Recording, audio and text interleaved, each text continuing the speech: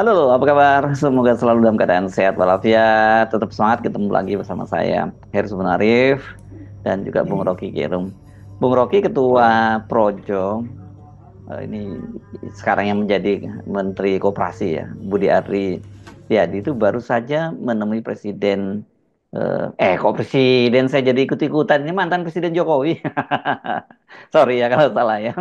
Nah ini kepada media, Budi Ari mengaku dia nggak ada membicarakan masalah apapun, nggak bisa masalah politik katanya, masalah nggak hanya silaturahmi biasa saja. Emang ada orang yang percaya yang begituan? Kita mesti tafsirkan kalau Pak Menteri Koperasi bertemu dengan Pak Jokowi dan tidak ada konferensi pers, itu artinya beritanya dahsyat. Kan itu sebetulnya cara kita membaca between the line. Jadi kalau Pak Budi Ari sebagai Menteri Koperasi tiba-tiba pergi ke Jokowi dan keterangannya tidak membicarakan sesuatu, itu artinya ada sesuatu yang penting yang dibicarakan yang tidak mungkin diinformasikan. Kan begitu cara kita membaca apa yang tersembunyi di dalam komunikasi politik. Jadi Pak Jokowi juga mengatakan hal yang sama, oh hanya silaturahmi biasa. Jadi terus silaturahmi biasa itu artinya ada yang luar biasa yang tidak mungkin sekedar disilaturahmikan. Kan dasarnya itu, karena ini adalah soal yang menyangkut isu gosip, kasak-kusuk tentang keterlibatan Menteri Koperasi di dalam urusan judi online. Jadi sebetulnya kita menduga dengan kuat bahwa ada sesuatu yang serius yang menyebabkan Pak Menteri itu terbang mungkin dengan agak tergesa-gesa karena terbatasnya waktu Pak Jokowi untuk bercakap-cakap secara serius. Karena kita tahu bahwa ada kesibukan lain Pak Jokowi, yaitu menunggu jemaah atau rakyat sekitar untuk bertemu dan berfoto-foto.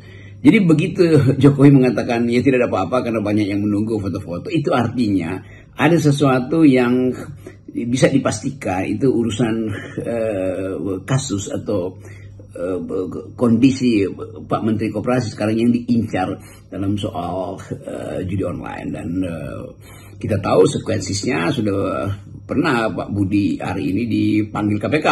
Jadi tidak mungkin ada sesuatu yang masih bisa disembunyikan. Nah, opini publik justru berkembang agak liar karena keterangan yang dikehendaki oleh pers yang merupakan hak rakyat untuk tahu dianggap sebagai sekedar silaturahmi. Padahal kedudukan Pak Budi itu adalah menteri negara, menteri yang mengurus soal yang fundamental, yang sangat serius soal koperasi itu. Jadi mesti ada keterangan, kan urusan apa menteri pergi ke Pak Jokowi dan tidak ada keterangan. Harusnya ada yang bisa dikutip oleh pers, kan etikanya begitu. Seorang pejabat negara bertemu dengan mantan presiden itu artinya bukan urusan pribadi. Jadi saya kira itu dalil yang juga mesti kita hargai, bahwa publik ingin tahu apa urusannya seorang menteri di kabinet Prabowo pergi bertemu dengan mantan presidennya. Dan kita tahu Menteri Budi juga adalah tokoh utama di dalam politik Jokowi kemarin, yaitu sebagai ketua Projo. Kalau ngomongin Budi Ari ini selain Projo, publik kan pasti selalu mengait-ngaitkan dengan judol. Ini saat Menkominfo dipimpin Budi Ari dan beberapa orang yang dikenal cukup dekat dengan dia kan kemudian sekarang sudah ditahan oleh kepolisian. Nah kalau dugaan Anda apakah ada kaitannya dengan soal itu? Atau ada soal lain, misalnya soal reshuffle kabinet atau apalah? Ya memang, dan tidak mungkin ditutupi kasus yang semester lalu dibuka ke publik, yaitu keterlibatan aparat kementerian pada waktu itu Kominfo yang mengaku diperalat atau mengambil keuntungan dengan cara melanggar hukum, yaitu melindungi situs-situs judi online. Kan orang tetap menganggap bahwa ini ada satu struktur yang secara sebetulnya secara melekat di dalam kementerian yang dipimpin Pak Budi di kabinet yang lalu, yang menjalankan operasi pengumpulan uang melalui judi online. Kan itu akhirnya jadi persepsi publik, dan persepsi itu kemudian masuk sampai ke tingkat internasional. Itu juga yang menyebabkan OCCRP itu memberi label bahwa Jokowi adalah tokoh koruptor besar di Indonesia. Kan sinyal-sinyal itu datang dari persepsi publik, kendati itu persepsi yang tidak dibuktikan, tidak dievaluasi secara tuntas, justru persepsi itu yang dipercaya. Jadi kelihatannya ada hal yang amat mendesak. Mungkin Pak Budi harus menghadapi panggilan berikutnya dari KPK untuk minimal menjelaskan atau memberi keterangan lebih tentang pengetahuan beliau terhadap proyek, sebenarnya proyek kong kali kong antara ASN di kementerian dia dengan bandar-bandar judi online misalnya. Jadi semua soal itu yang harusnya dibuka ke publik tuh. Sekali lagi, Pak Budi bertemu dengan Jokowi di Solo di dalam kedudukan dia sebagai Menteri Koperasi itu, dan itu melekat dalam jabatan dia, dan dalam jabatan itu juga sorotan publik terhadap kasus judi online yang sudah pernah diproses di KPK akan menimbulkan sensasi baru. Jadi publik mungkin menganggap ini mengirimkan info khusus pada Pak Jokowi sehingga harus pergi ke Solo, atau Jokowi memanggil Budi Ari itu untuk hal yang sama, yaitu ya semacam pemetaan terhadap potensi kasus judi online ini merebak kemana-mana, dan pasti itu sama seperti kasus pagar bambu di laut itu. Orang mulai mencium ada indikasi keterlibatan Presiden Jokowi ketika di pemerintah. Hal yang sama juga berlaku akhirnya pada kasus judi online. Jadi persepsi publik tidak mungkin dihalangi, karena ketertutupan justru menimbulkan banyak spekulasi. Jadi itu hal yang harus diklarifikasi atau dijelaskan secara lebih gamblang oleh penegak hukum maupun oleh Pak Menteri Budi, supaya beliau tidak terus-menerus disandra oleh sensasi yang mengarahkan pada keterpojokan tuh. Dan begitu misalnya 2 hari lagi ada pemanggilan KPK terhadap Menteri Koperasi, lalu orang mulai, nah gue bilang juga apa. Jadi harusnya itu yang diterangkan pada publik.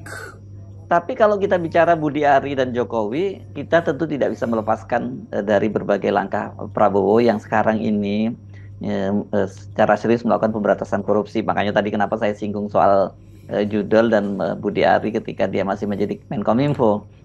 Berkali-kali Presiden Prabowo memberi penegasan, bahkan dengan ekspresi yang serius terhadap pemberantasan korupsi, pemberantasan judi online tuh. Nah ini mesti punya akibat.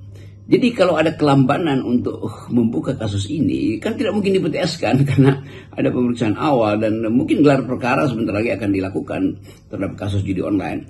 Jadi Pak Budi pasti saya duga dengan kuat sudah bersiap dengan semacam strategi atau upaya untuk membersihkan diri itu. Tetapi upaya pembersihan diri itu harusnya diucapkan di dalam kapasitas dia sebagai menteri, bukan dengan memberi sinyal bahwa soal-soal ini sifatnya politis, karena itu dia mesti pergi pada Presiden Jokowi. Justru itu menimbulkan kecurigaan baru bahwa ada peta baru atau ada problem baru yang mesti diketahui oleh Pak Presiden. Atau sebaliknya, Pak Presiden mengatakan ada problem baru atau fakta baru yang mesti diketahui oleh Pak Budi Ari. Nah, kita hanya bisa berspekulasi tentang itu karena baik Pak Jokowi maupun Pak Budi Ari tidak melayani pertanyaan pers kan, atau menghindar. Justru itu menunjukkan bahwa ada yang disembunyikan.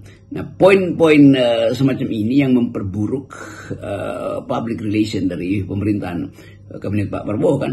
Karena orang akan menganggap bagaimana seorang pejabat publik tidak mau di doorstop untuk kepentingan publik itu mengetahui apa isi pembicaraan. Kan mestinya itu diucapkan, kecuali itu rahasia negara. Kan nggak ada rahasia negara di dalam soal judi online ini kan. Atau memang itu rahasia di antara dua tokoh politik yang ketika itu sangat saling membutuhkan, itu Projo yang diketuai oleh Pak Budi dan Presiden Jokowi yang menginginkan Projo itu menunjang atau membenarkan aspek-aspek politik Jokowi yang menghendaki perpanjangan masa kekuasaan kan. semua itu berkonteks di dalam masalah ini. Jadi sekali lagi, semua hal yang melibatkan dugaan publik terhadap keterlibatan Menteri Informasi waktu itu, yaitu Saudara Budi, dan hubungannya dengan dinasti Jokowi, itu justru yang harusnya dibuka supaya tidak berlanjut kecurigaan atau ya sebut aja keingintahuan netizen itu tidak mungkin dicegah dengan sekedar berdiam diri baik Pak Menteri Budi maupun Presiden Jokowi.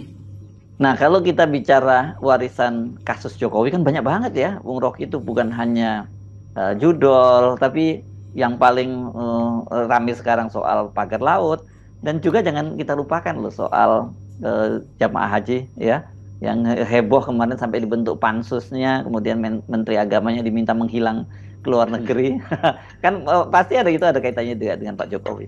Memang banyak skandal yang sebetulnya lagi diperhatikan oleh netizen masyarakat sipil. Judi online itu salah satu. Mulai ada juga upaya untuk membongkar sebut aja semacam kasus kuota haji yang melibatkan Menteri Agama Pak pada waktu itu. Fasilitas-fasilitas yang disediakan negara dianggap diambil jatahnya yang harusnya tiba pada jemaah haji jemaah haji biasa, akhirnya ada bagian yang dilimpahkan untuk jemaah haji VIP. Kan itu juga mulai orang bertanya, demi apa sebetulnya? Apakah dengan cara itu ada penyalahgunaan jatah itu untuk kepentingan ambil jatah politik, atau menjual kursi yang mewah itu, kursi jemaah spesial ini untuk kepentingan kekuasaan waktu itu. Jadi semua hal yang menyangkut berita-berita atau gosip-gosip tertutup justru menjadi incaran kuriositas dari netizen. Nah, semua itu terjadi karena ada pembalikan situasi ketika pindah dari rejim Pak Jokowi ke rejim Pak Prabowo.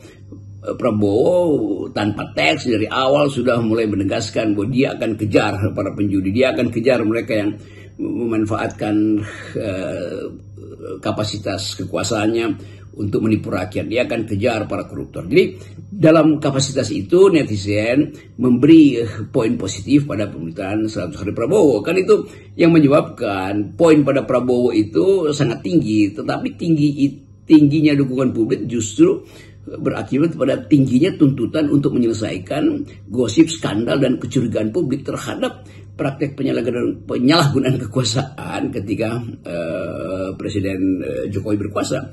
Jadi kita mesti lihat bagaimana publik perlahan-lahan menuntun negeri ini juga untuk menghasilkan keterbukaan informasi publik. Itu yang membuat kita optimis bahwa netizen bisa menggantikan fungsi oposisi dalam menuntut keadilan. Dan itulah yang kita sebut demokrasi deliberatif. Demokrasi yang mengandalkan percakapan publik, yang mengandalkan etika publik, yang mengandalkan rasionalitas publik.